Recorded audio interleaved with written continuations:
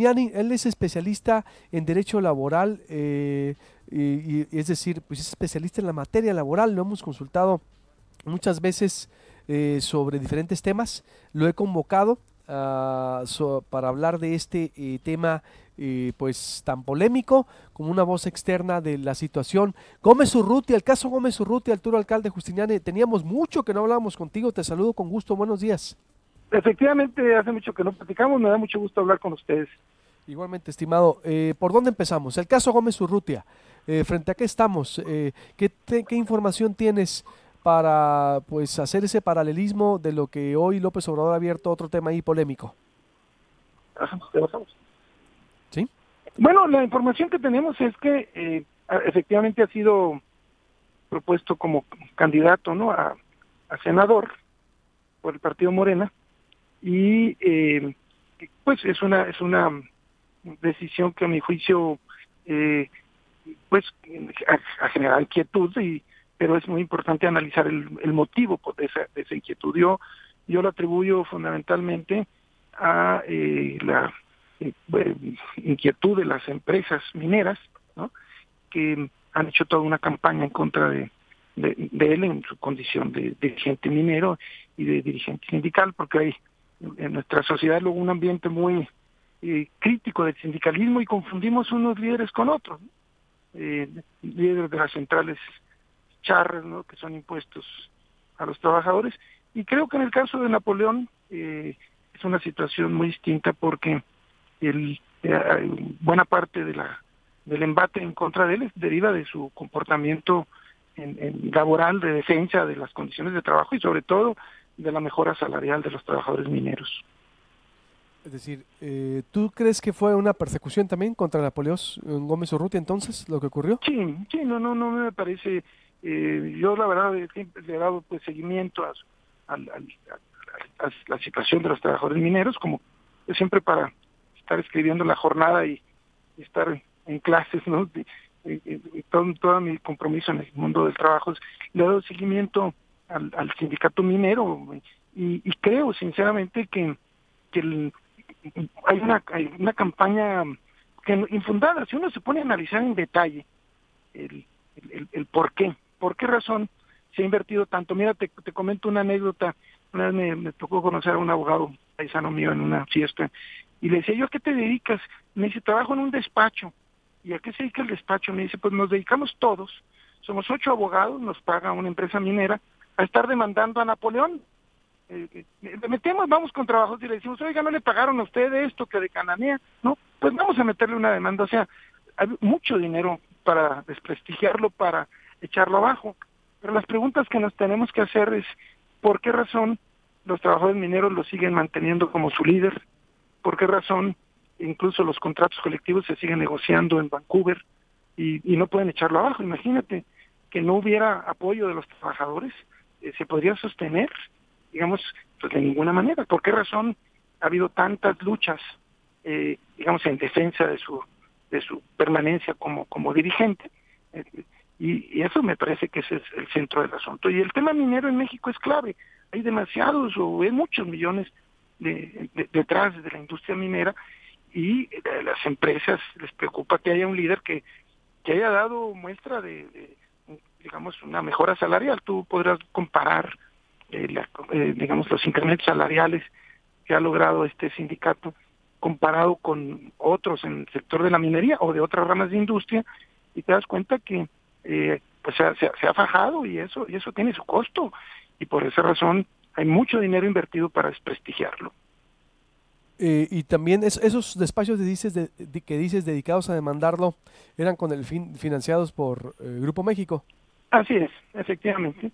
Ellos, pero imagínate lo que sería un despacho completo para estarlo nada más acosando. ¿Por qué? Porque son empresas que realmente tienen mucho temor, ¿no? Y también las mineras canadienses. O sea, el tema de la minería en México es un tema muy serio. Buena parte de nuestro territorio nacional está concesionado al sector minero, y hay ganancias gigantescas. Entonces, que en ese escenario haya un dirigente sindical que efectivamente reclame pues derechos, y que reclame salarios mejores, y eso obviamente pues le genera una gigantesca preocupación, y por eso se han unificado varios grupos mineros en contra de este líder sindical, ¿no? Que les preocupa pues que realmente logre mejorar sus condiciones. Y usted, tú verás toda la campaña, aquella historia, ¿te acuerdas de la toma de nota en la época de Fox, ¿no? Cómo le inventaron pues documentos falsos, en fin, si nos ponemos a recorrer, ¿no? Hay muchas anécdotas de toda esta campaña en contra de Napoleón, y se aprovecha además el desprestigio del movimiento sindical, ¿no? En general los sindicatos tienen mala fama, pero yo creo que no debemos equivocarnos, y no hay pruebas en contra de él. La pregunta tendría que plantearse así: ¿quién tiene pruebas? El tema de los famosos millones de dólares, tú convendría que nos preguntáramos por qué razón el sindicalismo internacional, en este caso, por ejemplo, los suizos. A mí me interesó mucho el tema y me puse a analizar cómo los suizos, sindicatos de mucho prestigio, o organizaciones tan importantes como Industrial, que era antes lo que era la FITIM, la Federación Internacional de Trabajadores de la Industria del Metal, ¿por qué le han dado ese apoyo internacional tan fuerte? ¿Por qué los canadienses, que son los sindicatos más combativos y con mayor prestigio en el mundo, lo han adoptado? Bueno, la razón es porque realmente consideran que ha sido un perseguido político por parte de las mineras y de los gobiernos de Fox, de Calderón y también de Peña Nieto, ¿no? Y incluso una cosa que me pareció particularmente interesante fue una auditoría que hizo una empresa suiza. Tengo que hacer un corte y vuelvo contigo, ¿sí me permites? Sí, con todo gusto. Estoy con Arturo Alcalde Justinian, experto en temas laborales. Me va a hablar de la auditoría que hizo esta empresa suiza, y él sostiene que no hay pruebas contra Napoleón Gómez Urrutia y que fue una persecución. Fox, Calderón, Grupo México, el dinero. Ya lo estoy escuchando usted, interesante la otra versión. Sigo ahorita, voy a hablar después con Lorenzo Meyer, el Alfonso Brazo, sobre el tema, y muchos comentarios de la audiencia. Vuelvo. Aprovecha el sol de Sonora y genera tu propia energía. Más de 3.500 paneles instalados nos respaldan. Llámanos 212-5346 o visita nuestro Facebook Renergy.mx. También visítanos en www.renergy.mx. Detecta y trata a tiempo, dedicados a la elaboración de análisis clínicos con un sistema de tecnología avanzada. En Laboratorio San Francisco, tu bienestar es nuestra prioridad. Visítanos en Oaxaca, número 63, Colonia Centro, o comunícate al 217-0995. ¿Ya tomaste café? Vamos a La Molienda. ¿Un latte, un cappuccino o un turco? ¿Cuál prefieres? La Molienda Café los espera con su delicioso café tostado, molido y preparado exclusivamente para ti. Encuéntranos en Plaza Universidad por Boulevard Colosio, número 158, local 9. La Molienda Café. Ahora todos podemos tener paneles solares. Conoce nuestros planes de financiamiento y deja atrás los grandes pagos de luz. Osolec, soluciones de energía. Llámanos al 6621-130777. 6621-130777. Osolec, soluciones de energía. Project Digital, publicidad en grande. Ubicación, las mejores de la ciudad. Tu marca a donde todos van. Nitidez e imagen para tu negocio, solo en Project Digital. 210-6077. 210-6077.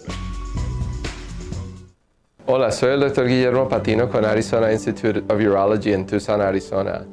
Si usted padece de crecimiento de la próstata, es posible tratar este problema con una nueva tecnología llamada UroLift, un procedimiento mínimamente invasivo que puede solucionar sus problemas sin cirugía o medicinas y sin efectos sexuales.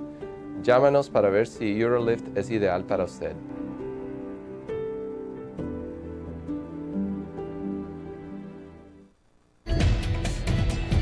Estamos de regreso con más de Proyecto Puente.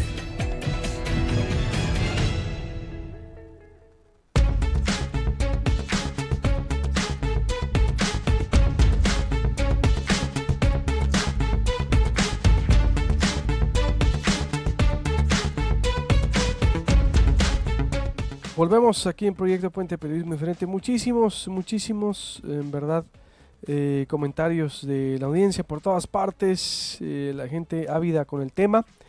Dice por acá también desde Puerto Peñasco, saludos a la gente de Puerto Peñasco, Guatabampo, Navajo, por todas partes, Proyecto Puente, en Sonora, México, diferentes partes de Estados Unidos. Roquel Edel, qué interesante escuchar la otra cara de la moneda. Todos juzgamos antes de tiempo al líder minero y a través del Proyecto Puente se abre otra perspectiva.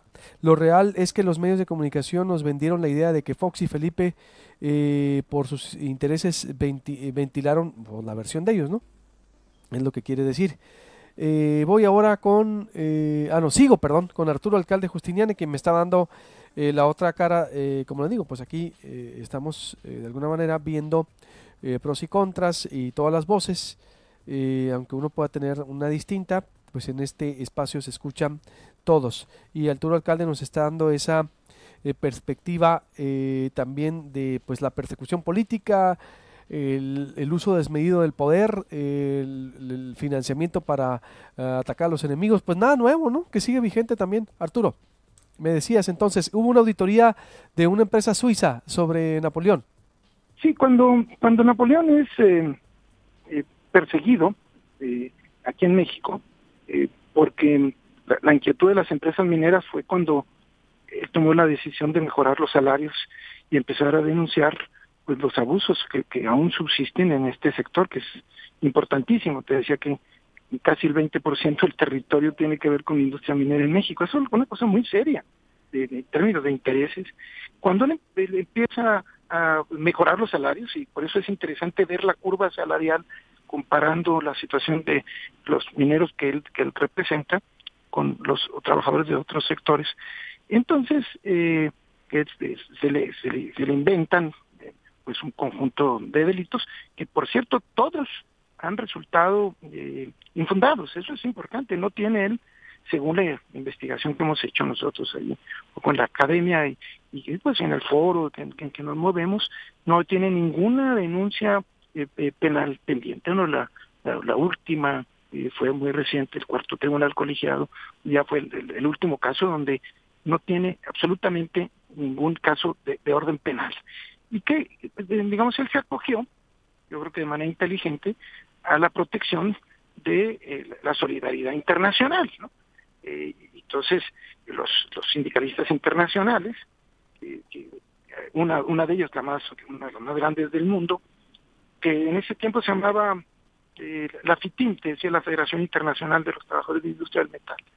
Luego se transformó en una cosa que ahora se llama Industrial, que por cierto ahora él es del Comité Internacional, ¿no? Lo han acogido, pero ellos antes de acogerlo dijeron, vamos a ver qué clase de, más allá de que lo apreciaban y se daban cuenta de sus luchas y sus mejoras salariales, lo investigaron, ¿no? Entonces le encargaron a una empresa suiza que hiciera una auditoría sobre los famosos millones de dólares y vinieron aquí a México contadores suizos y empezaron a checar y dijeron a ver qué parte ya se pagó, qué parte está embargada, o un embargo por un litigio civil, que entiendo que todavía pues hay todavía temas pendientes en lo laboral y lo civil porque son juicios muy largos, y llegaron a la conclusión de que no tenía ninguna responsabilidad en ese punto. Entonces por esa razón le dieron su apoyo. Ellos no iban a comprometer su prestigio internacional con una persona que tuviera una responsabilidad, no tienen ninguna necesidad, son los grandes grupos sindicales internacionales, te digo, con un gran prestigio en el seno de sus países, y en Canadá la decencia es una cosa muy seria, ¿no? Y por esa razón lo han acogido, ¿no? Pero en México obviamente pues la campaña sigue y luego nosotros con nuestra mentalidad oímos sindicato y decimos no, pues tranza, porque pensamos en The Champs, porque pensamos en toda la CTM, la CROC. Ahora con lo de la reforma laboral nos damos cuenta de las barbaridades, ¿no?, que ha hecho la CROC ahí, ¿no?, que ha hecho Isaías o que ha hecho Teresa Medina con lo de la reforma laboral, y pues hay mucho desprestigio, pero no hay que confundirnos. Yo creo que seguramente no será perfecto, no sé, cada sindicato tiene su manera en que se conduce, son personalidades muy fuertes, no cabe duda de que él viene, pues es hijo de un dirigente que pues, casi vitalicio, digamos, pero su comportamiento en defensa de los trabajadores mineros es innegable, ¿no? Y por eso se mantiene. Si no, imagínate cómo se podría mantener si no lo apoyan sus trabajadores. Sus condiciones, digamos, salariales y laborales frente a otros trabajadores también es innegable. Entonces, me parece que es una buena noticia el que haya un dirigente fuerte que pueda defender a los trabajadores de este sector y una voz en favor del mundo del trabajo en el Senado. Yo como laboralista, la verdad, pues me ha parecido una excelente noticia.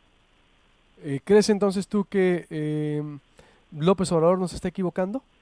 Yo creo que no se está equivocando. Yo creo que es atrevido. Yo creo que sí es,